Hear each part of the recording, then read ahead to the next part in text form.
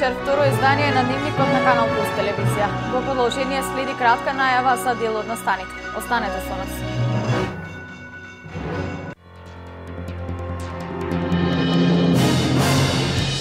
Спектакуларната манифестација на дувачки инструменти во Пехчево започна вчера со дефиле на мажоретките од Благоевград и дувачкиот оркестар од Сандански Република Бугарија, а ќе продолжи наредните 3 вечери.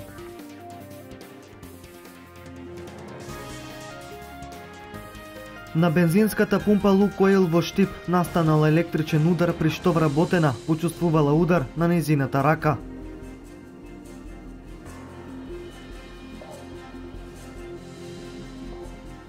Во Штип интензивно се работи на уличната инфраструктура. До крајот на годината со асфалт ќе бидат покриени сите улици од градот и дел од селата.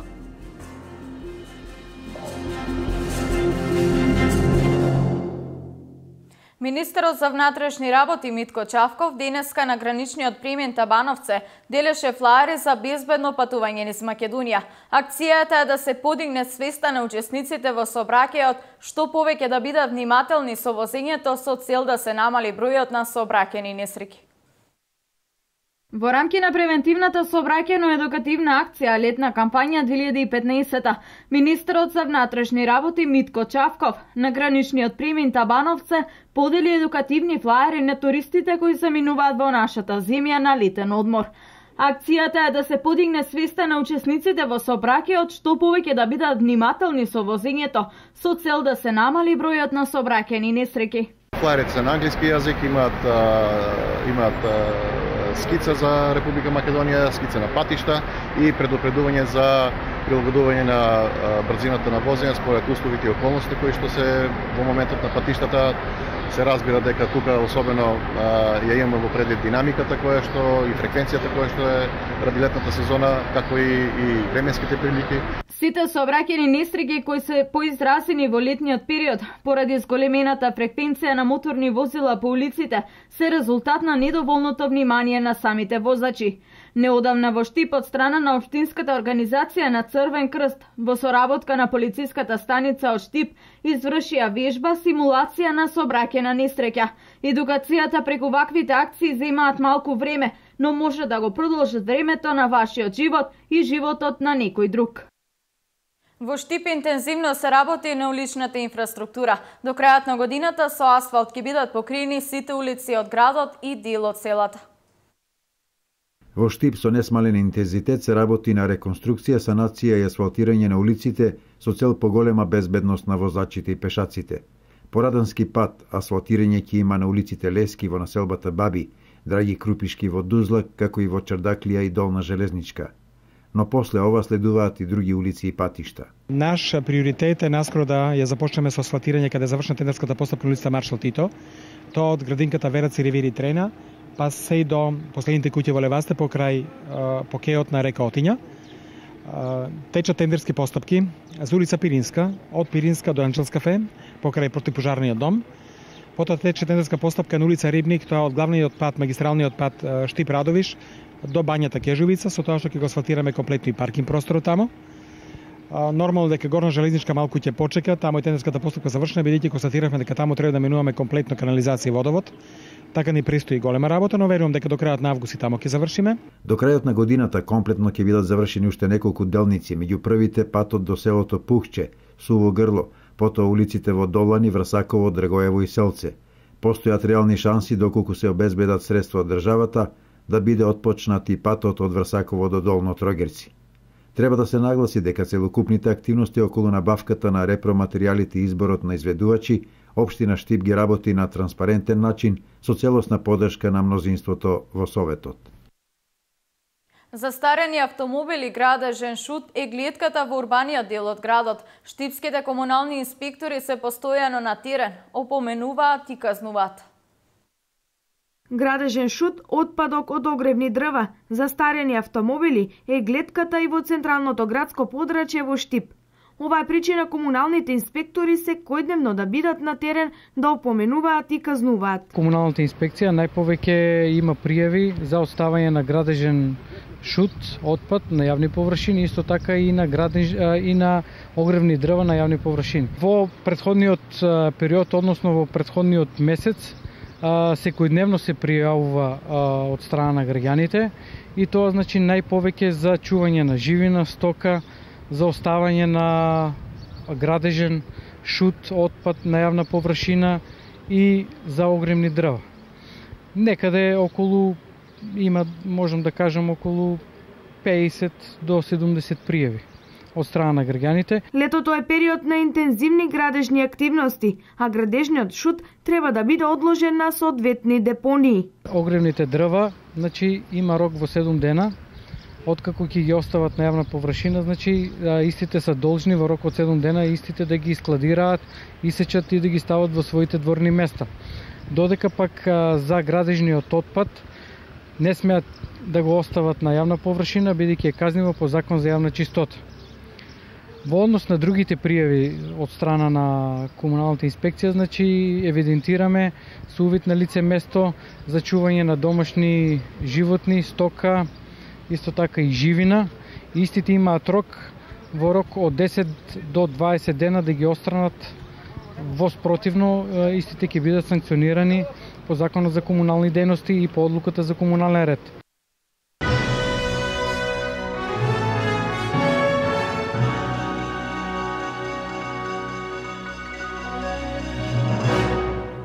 Улицата на љубовта на струмичанецот Ване Косторанов од синоќ е на увид и на веничани. Во организација на Музејот Теракота од синоќ е отворена изложбата на истоимениот наслов Улица љубов. Стихови поезија од личниот опус на младата поетеса Слагјана Танасова во пијано придружба на Александар Манев, како увертира во отварањето на изложбата на Ване Косторанов. Комбинација од 3 уметнички креации во чиј фокус беа живописните разиграни слики на младиот струмичанец Косторанов. Куќите како живеалишта на нашите мисли, емоции, луѓето кои ги сакаме. Некои од куќите се влюбени една во друга, некои му се воодушевуваат на зајди сонцето, а некои пак му се радуваат на првиот снег. Навидум едноставни, но оригинални во своите пораки сликите од циклусот насловен Улица љубов. Улица љубов почна да се формира самото улица кукичка по кукичка некаде пред година и пол дена.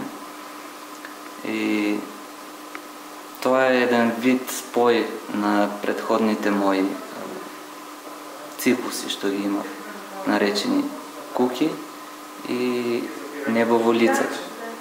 Така да се случи еден спој меѓу лицата и куките и на некој начин сега куките наликуваат повеќе на личности отколку само на градби. Инспирацијата е секаде околу нас.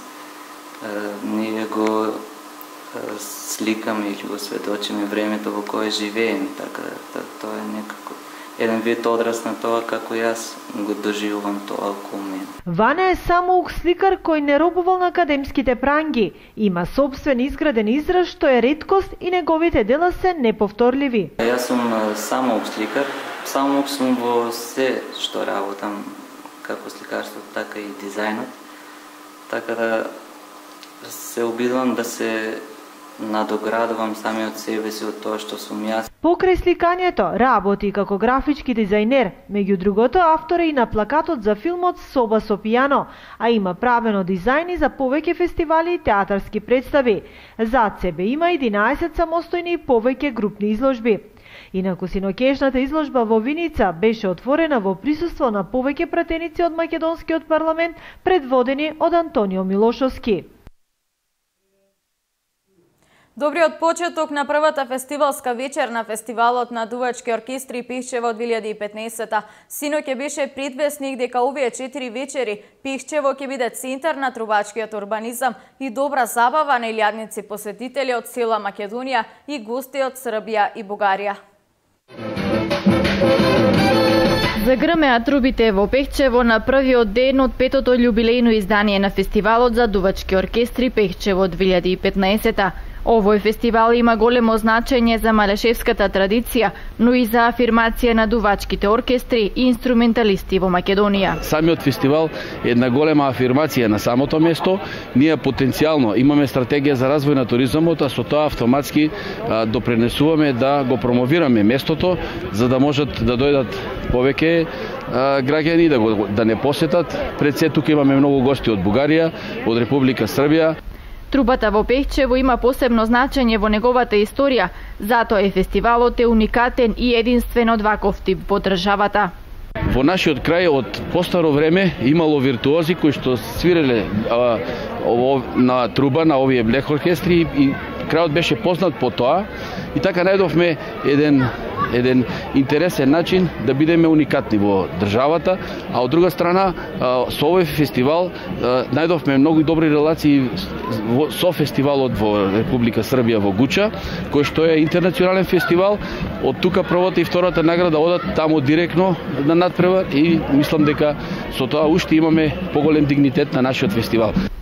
Дувачки оркестри од цела Македонија ќе настапат во ревијалниот дел заедно со многу други познати македонски забавни и народни пејачи, како и културно-уметнички друштва, но и ќе го покажат најдоброто од себе во надпреварувачкиот дел во понеделник, борејќи се за настап на 55-тото исто така јубилејно издание на фестивалот Гуча во Република Србија. Значењето на овој фестивал е потикнување на сите други оркестри, и постари и помлади, да земат учество на овој фестивал, затоа што овој фестивал веќе е реномиран фестивал.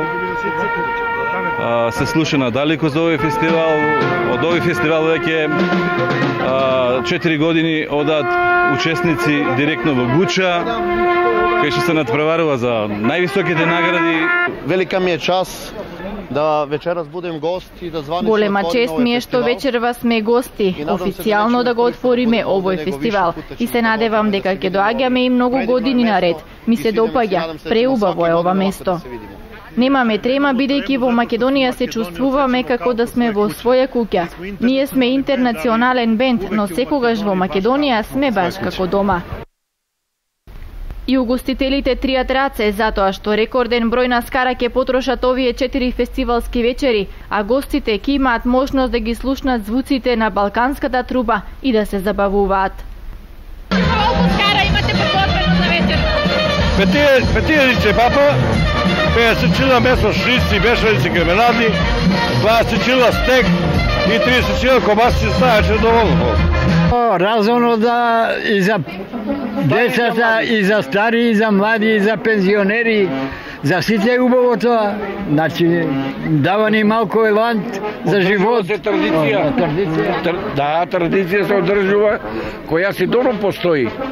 И од вакът е постојало. Па, мислам дека многу значи за општината. Тука можеме сите да се видиме, собереме, па доаѓаат и острана народ има.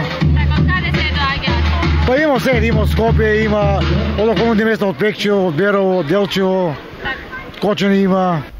Вечерва на втората фестивалска вечер свој настап имаат бројни млади пејачи од регионот. Македонската звезда Јордан Митев, а свој ревијален концерт ќе одржаат и минатогодишните победници, дувачкиот оркестар Ускакан. Додека во доцните вечерни часови младите ќе ги забавуваат познати диџеи. Пченицата ќе се откупува по 11 динари за 1 килограм, како што беше утврдено на последниот состанок со производителите и мелничарите. Производната цена на пченицата е околу 10,5 динари за килограм, или вкупно трошоците на земјоделците се 35.000 динари по хектар. Цената на пченицата на берзите во Србија пак, каде што родот е исклучителен, цената е 8,45 динари за килограм и со сите трошоци мелничарите ги чини 11 динари.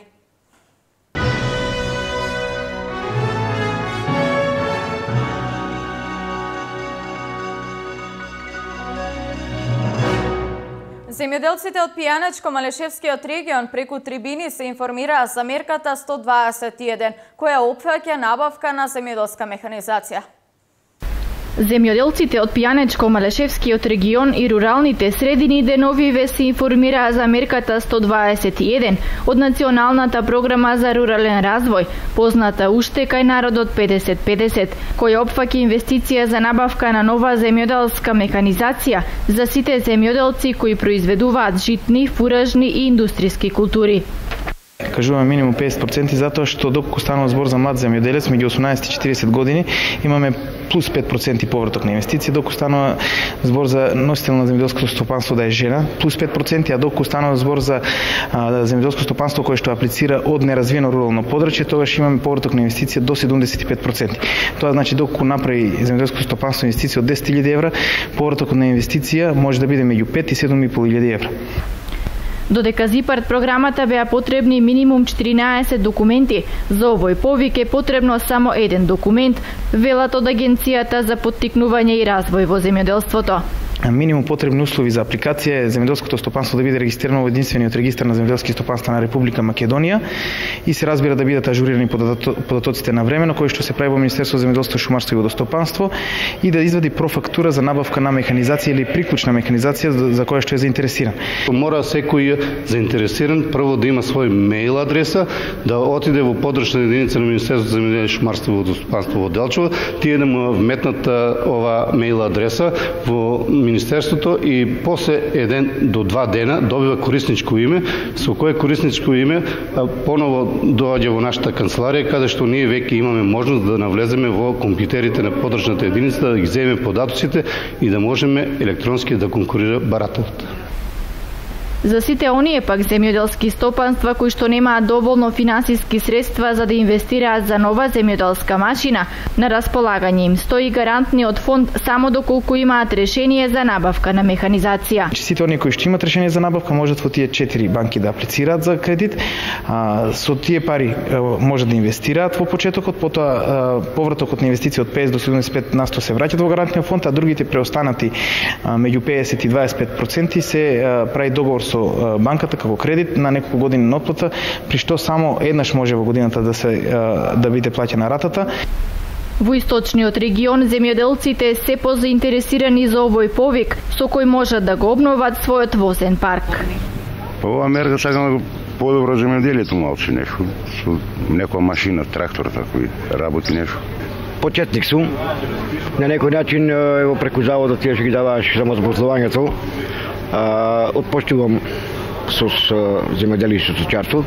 Па да видиме, да се надаме нешто веќе вака за помош, ево нешто што рече колегата, нешто трактор, че нешто. Да видиме дали ќе може тоа да рати или угодно се плаќа. Да видим полните услови какви се. Кредити дали може да земе. Од агенцијата апелираат до сите заинтересирани фармери да не го чекаат крајниот рок за аплицирање по оваа мерка. Рокот за пријавување започна од 1 јули и ќе трае до крајот на август. Утре во општина Чешиново Облешево во периодот од 5 часот наутро до 8 ќе се врши авионско прскање против комарци со хемиски препарат кој треба да спречи размножување на нови инсекти. Со прскањето ќе бидат опфатени и населените места Жиганци, Соколарци, Спанчево, Уларци и другите околни села. Надлежните од општина Чешиново Облешево апелираат до пчеларите да ги заштитат своите пчелни семејства поради можноста од штетно влијание на средствата за прскање.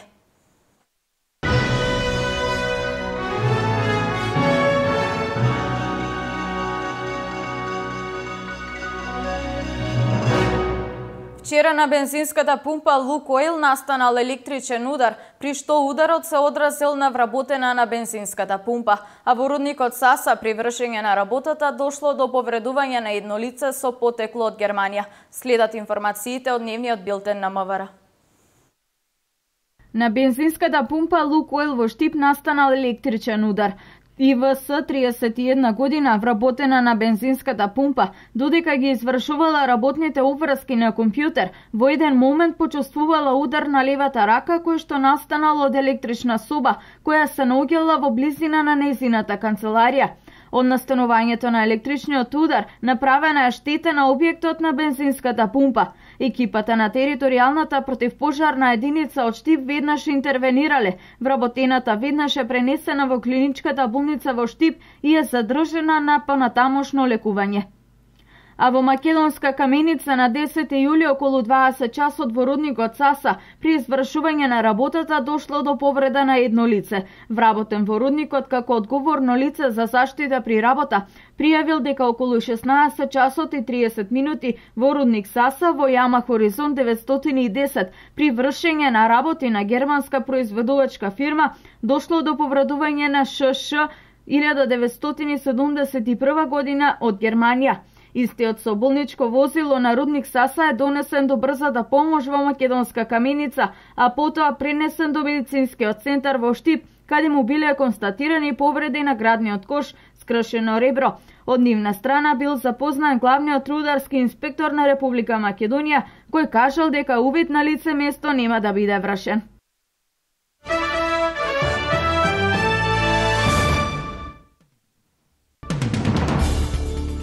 Илјадници британски туристи се евакуирани од Тунис, откако Министерството за надворешни работи на Велика Британија испрати совети за патници и предупреди дека е многу веројатно да биде извршен нов терористички напад во ова северноафриканска држава.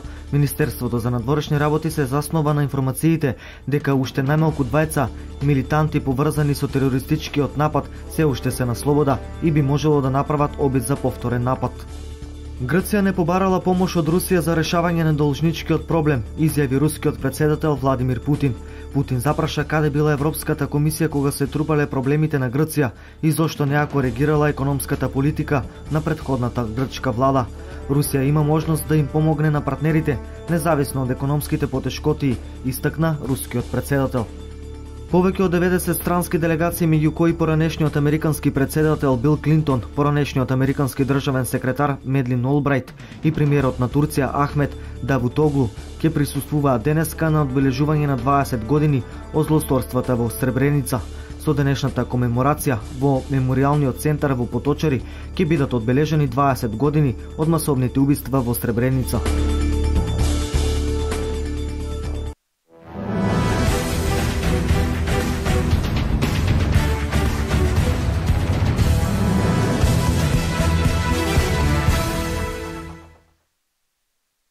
Најдобриот светски тенисер и носител број 1 на Вимблдон Новак Џоковиќ успеа да се пласира во своето четврто финале на Вимблдон. Тој вчера во полуфиналето го победи Ришар Гаски со 30-0 во сетови. Седумкратниот шампион на Вимблдон пак Роџер Федерер се избори за своето 10-то финале на овој Гранд Слем турнир, откако вчера со 30-0 во сетови во полуфиналето го победи Енди Мареј.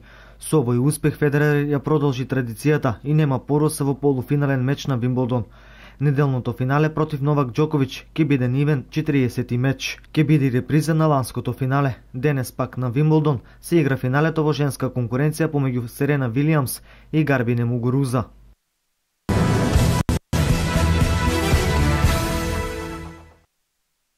Утре на градскиот стадион во Штип со почеток во 17 часот ќе се одигра првиот контролен надпревар помеѓу Брегалница и Академија Пандев од Струмица, кој е нов член на третата фудбалска лига Исток.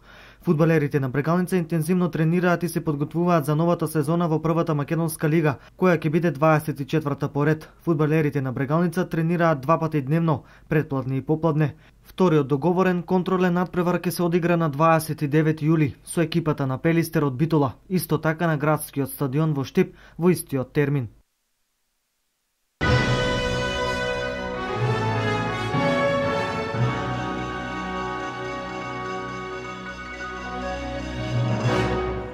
Овде е крајот на дневникот на Канал Плюс телевизија. Веднаш по дневникот проследете емисијата на колешката Билјана Постолова посветена на штипското културно лето. Јас ви благодарам на вниманието и ви посакувам пријатна вечер.